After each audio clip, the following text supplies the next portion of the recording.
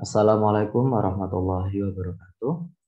Hari ini kita akan menjelaskan pertemuan yang pertama terkait materi atau mata kuliah AMDAL perairan dengan topik pendahuluan dan juga mengapa pentingnya kajian AMDAL perairan untuk kita pelajari.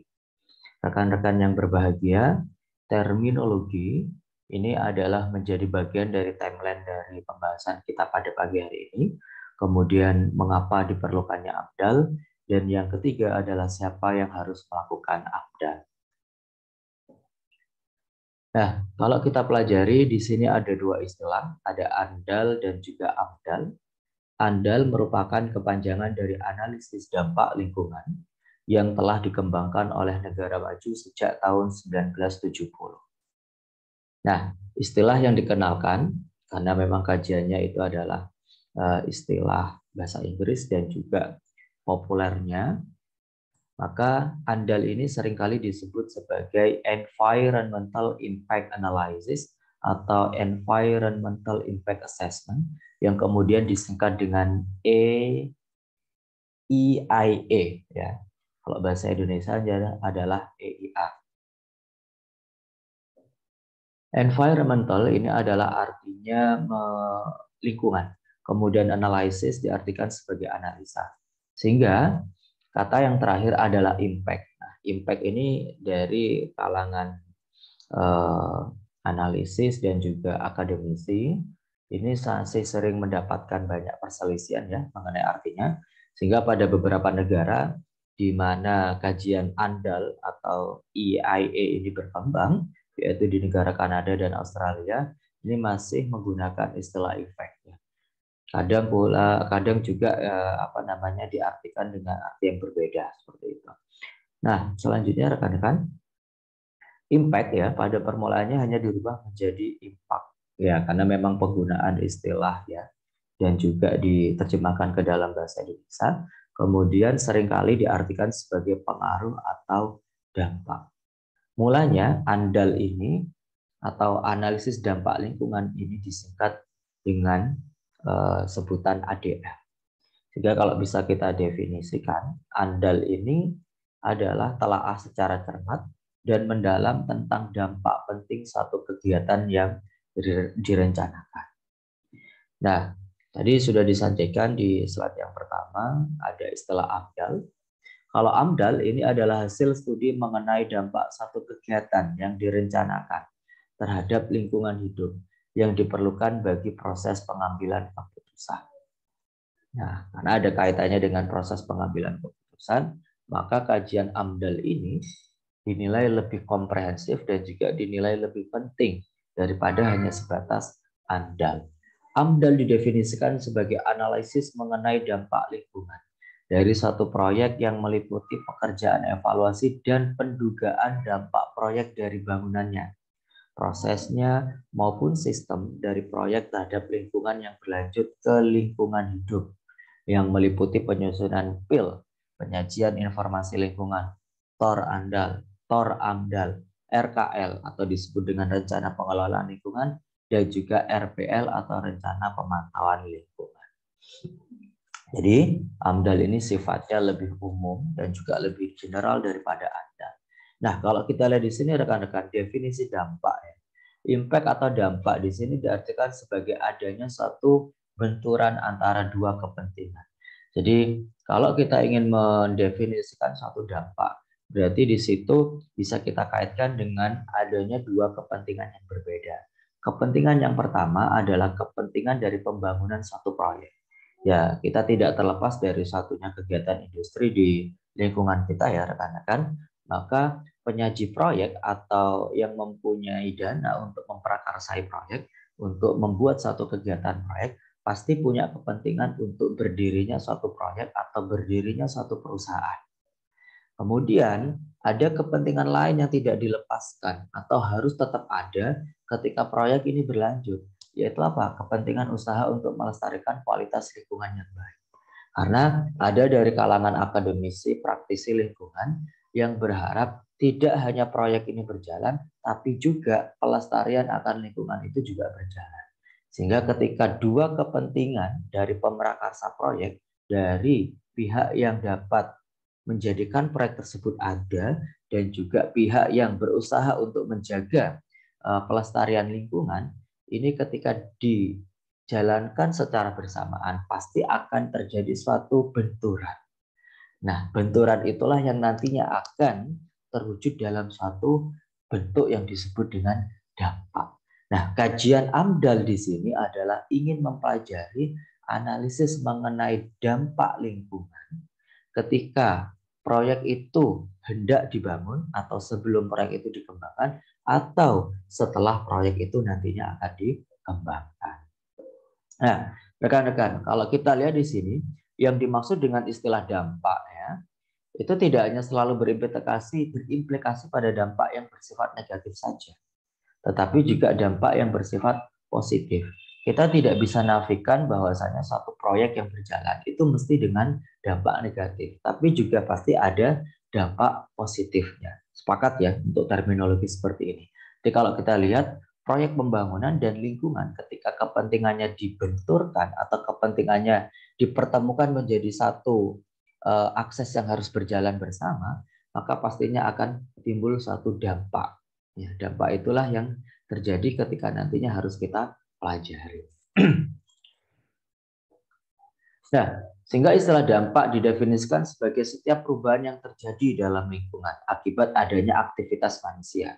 Ya karena apa? Manusia inilah yang memperakarsai proyek. Manusia inilah yang nantinya akan juga menjaga aktivitas pelestarian lingkungan sebagai tandingan atau sebagai pencegahan dari adanya kegiatan proyek atau pembangunan yang berlebih, yang merusak daripada lingkungan.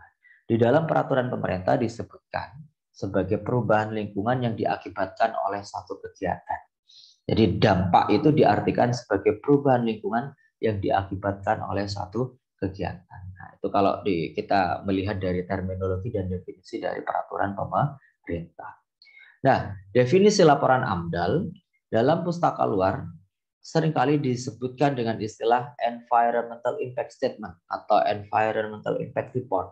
Banyak ya istilah-istilahnya. Dalam peraturan pemerintah juga disebut sebagai hasil studi mengenai dampak satu kegiatan yang direncanakan terhadap lingkungan hidup yang diperlukan bagi proses pengambilan keputusan. Nah, ini definisi yang kita sepakati terkait definisi AMDAL oleh peraturan pemerintah. Kalau kita lihat kembali definisi lingkungan, rekan-rekan, pengertian lingkungan yang digunakan di dalam analisis mengenai dampak lingkungan adalah lingkungan hidup. Jadi lebih dispesifikkan pada lingkungan hidup. Lingkungan hidup ternyata didefinisikan sebagai segala sesuatu di sekitar satu objek yang saling mempengaruhi. Karena ingat, konsep interaksi ada istilahnya interaksi antara komponen biologi, ada interaksi antara komponen fisik, dan juga ada interaksi antara komponen kimia. Baik meliputi komponen sumber daya alam yang bisa diperbarui dan juga komponen sumber daya alam yang tidak bisa diperbarui. Nah, jika yang dimaksud adalah lingkungan hidup manusia, maka didefinisikan sebagai segala sesuatu di sekitar manusia dan sistem hubungannya. Ya kan itu tadi, manusia sebagai pemrakarsa proyek dan juga manusia sebagai aktivis yang berusaha untuk menjaga kelestarian lingkungan. Segala sesuatu yang berada dalam satu lingkungan dapat dibagi menjadi dua, yaitu sumber daya alam dan sistem hubungan antara sumber daya alam tersebut. Nah, kalau kita lihat di sini rekan-rekan, lingkungan alam dibagi menjadi tiga. Ada lingkungan alam fisik, ada lingkungan alam fisik dan kimia ya, ada lingkungan biologi, dan juga ada lingkungan manusia atau sosial humaniora. Karena kalau kita ngomong masalah fisik dan kimia, berarti lingkungan lingkungan tidak hidupnya. Lingkungan biologi berarti organisme apa saja yang ada di dalam lingkungan fisik dan kimia. Nah, manusia ya termasuk lingkungan biologi, tapi dia yang berperan sebagai aktivitas pengelola daripada lingkungan biologi dan juga lingkungan fisik serta kimianya. Nah, rekan-rekan, kalau kita lihat kajian AMDAL, maka kita tidak bisa kaitkan hanya saja faktor fisik, faktor kimia, hanya saja faktor biologi, tapi juga keterkaitan antara sosial humanioranya juga harus ada di sana.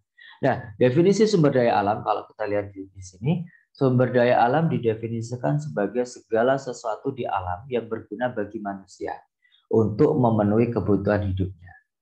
Definisi terbatas pada komponen alam yang belum diketahui manfaatnya, sehingga komponen tersebut tidak termasuk dalam kategori sumber daya alam. Jadi kalau yang belum diketahui manfaatnya, maka kajian sumber daya alam ini masih belum dikaji lebih dalam. Para ahli merubah definisi sumber daya alam menjadi segala sesuatu yang ada di alam yang berguna untuk manusia untuk memenuhi kebutuhan hidupnya, baik yang telah digunakan masa kini atau yang akan datang.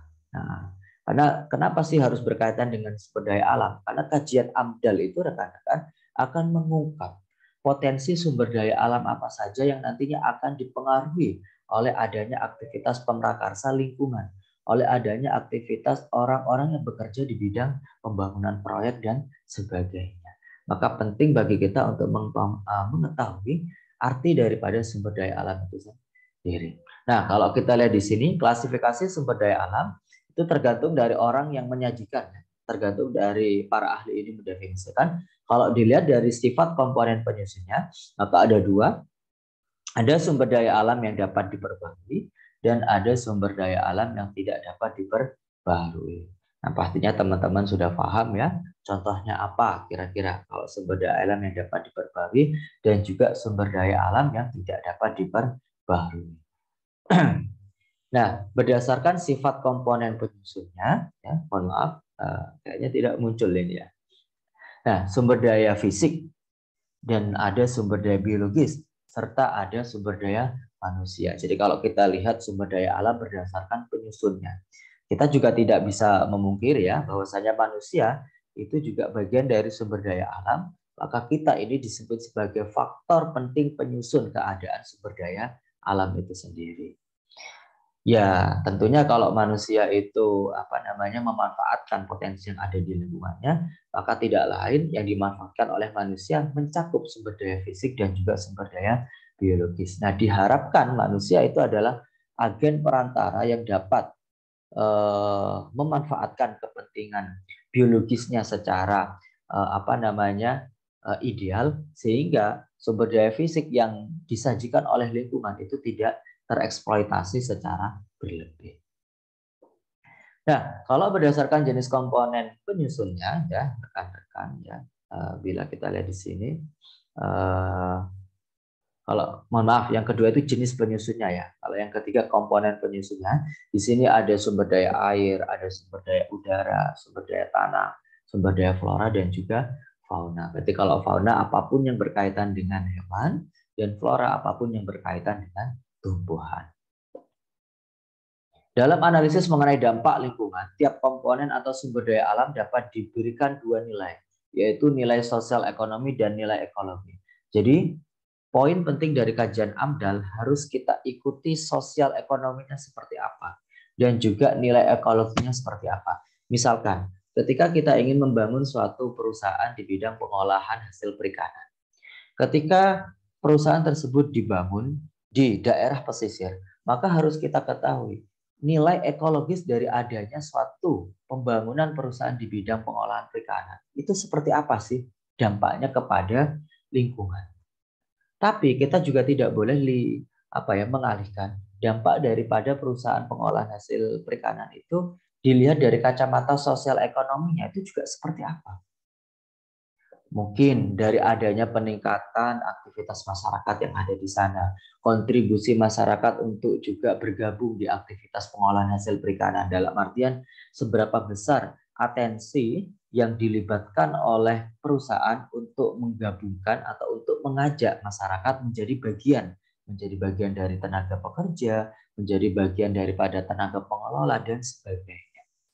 Sehingga peraturan pemerintah nomor 29 tahun 1986 menyebutkan bahwa sumber daya alam adalah unsur lingkungan hidup yang terdiri atas sumber daya manusia, sumber daya alam hayati, sumber daya alam non hayati, dan juga sumber daya buatan. Nah, kita erat kali ingatkan dengan definisi ekologi. Ekologi atau ekologi, bahasa ilmiahnya dengan menggunakan D ya, bahasa istilahnya, dan juga bahasa Inggrisnya, berasal dari kata oikos yang berarti rumah atau tempat untuk hidup. Makanya kajian AMDAL ini terpentingnya adalah bagaimana kita menganalisis dampak lingkungan. Proyek itu akan berdampak seperti apa pada ekologi. Sedangkan logos berarti ilmu. Sehingga ekologi dapat didefinisikan sebagai ilmu yang mengenai hubungan antara organisme itu sendiri dan antara organisme dengan lingkungannya. Ingat, interaksi antara komponen biologi, fisika, dan juga kimia. Definisi pendugaan dampak. Pendugaan ini digunakan sebagai terjemahan dari kata assessment. Ya, kalau Anda membaca literatur ya, jangan bingung kalau ada istilah assessment. Assessment itu mempunyai arti pendugaan. Beberapa ahli di Indonesia menggunakan terjemahan perkiraan. Ada yang menggunakan perkiraan peramal. Pendugaan dampak dapat didefinisikan sebagai aktivitas untuk menduga dampak yang akan terjadi di masa yang akan datang akibat suatu proyek. Jadi dampak lingkungan yang akan terjadi itu adalah kita meramal, kita menduga. Kalau ada perusahaan di bidang pengolahan hasil perikanan yang dibangun di wilayah pesisir, dampak yang akan terjadi 5-10 tahun ke depan itu seperti apa? Nah, kajian AMDAL itu adalah menduga dampak yang akan terjadi di masa yang akan datang. Dampak yang diduga tersebut merupakan perbedaan nilai lingkungan atau nilai suatu sumber daya di masa yang akan datang antara lingkungan tanpa proyek dan lingkungan dengan proyek. Jadi ketika lingkungan itu dibangun suatu proyek perusahaan di bidang pengolahan hasil perikanan, dengan lingkungan tersebut sebelum dibangun itu nantinya akan dikaji. Perbedaannya seperti apa sebelum dan sesudah. Nah, definisi pendugaan itu tidak hanya terjadi setelah pembangunan perusahaan itu dibangun atau sudah terjadi, tapi sebelumnya itu juga perlu dikaji. Dugaan dampak lingkungan, disitulah pentingnya kita mempelajarinya. Nah, definisi studi evaluasi lingkungan. Istilah studi evaluasi lingkungan itu adalah analisis dampak lingkungan yang dilakukan pada proyek atau aktivitas manusia yang sudah berjalan. Jadi kaitannya dengan monitoring dan evaluasi ya. Dalam analisis ini rona lingkungan sebelum proyek berjalan sudah tidak dapat dijumpai. Karena kita belajar mengevaluasi proses yang terjadi setelah kegiatan dampak itu dijalankan. Jadi rona lingkungan, deskripsi lingkungan yang ada sebelum kegiatan itu terjadi tidak bisa dipelajari karena sudah berproses. Nah, definisi penyajian informasi lingkungan. Ada istilah PIL, yaitu proses untuk memperkirakan kemungkinan terjadinya dampak yang akan digunakan untuk menetapkan apakah proyek yang diusulkan itu perlu AMDAL atau tidak. Jadi sebelum menetapkan adanya AMDAL atau tidak, maka PIL ini, laporan PIL ini perlu dievaluasi dan perlu ditelaah dan perlu disusun. Oleh siapa? Oleh praktisi yang nantinya akan berkecimpung di kegiatan penentuan analisis mengenai dampak lingkungan itu sendiri. Perundangan di Indonesia menyebutkan bahwa PIL adalah, ya ini definisinya, telaah secara garis besar tentang rencana kegiatan, rona lingkungan, kemungkinan timbulnya dampak oleh kegiatan tersebut, dan rencana terkait tindakan pengendalian dari dampak yang akan ditimbulkan. Definisi evaluasi lingkungan, PIL, penyajian evaluasi lingkungan atau disingkat menjadi PIL. Suatu aktivitas penelaahan seperti PIL. Jadi PIL atau penyajian evaluasi lingkungan itu mengevaluasi PIL ya, penyajian informasi lingkungan. Hanya bedanya kalau PIL ini dilakukan pada proyek yang sudah berjalan, sedangkan PIL dilakukan pada proyek yang masih dalam tahapan perencanaan. Jadi kalau yang masih dalam tahapan perencanaan, laporannya PIL, penyajian informasi lingkungan, ya.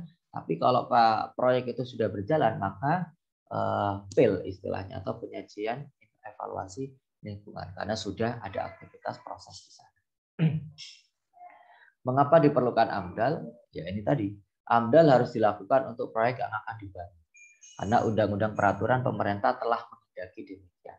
Apabila pemilih atau pemrakarsa proyek tidak melakukannya, maka akan melanggar undang-undang dan besar kemungkinan perizinan untuk pembangunan proyek yang akan dilakukan itu tidak didapat. Atau akan mendapatkan pengadilan, menghadapi pengadilan yang dapat memberikan sanksi-sanksi yang mungkin tidak ringan. Nah, yang kedua, AMDAL harus dilakukan agar kualitas lingkungan AMDAL tidak rusak karena adanya proyek pembangunan. Sebenarnya tujuan utama dilakukannya AMDAL adalah kesejahteraan manusia agar kehidupannya tidak terancam. Karena kalau aktivitas proyek itu dilancarkan atau dilangsungkan, maka siapa yang akan tergerus di sini? Aktivitas atau kepentingan manusia yang tinggal di sekitaran lingkungan itu tadi. Nah, siapa yang harus melakukan AMDAL, rekan-rekan? Di sini ternyata tidak hanya pemrakarsa proyek, tidak hanya ahli multidisiplin, yaitu ahli di bidang lingkungan seperti kita, praktisi dan sebagainya, tapi juga pemerintah sebagai moderator dari pemrakarsa proyek dan juga orang yang ahli di bidang lingkungan. Nah, kiranya itu materi yang bisa Pak Abdul sampaikan. Mungkin nantinya bisa kita jelaskan secara detail terkait materi ini di aktivitas perkuliahan secara offline. Kurang lebihnya mohon maaf apabila terdapat tutur kata yang salah. Allahumma fiq ila aqwamit thoriq. Wassalamualaikum warahmatullahi wabarakatuh. Sampai ketemu di aktivitas perkuliahan.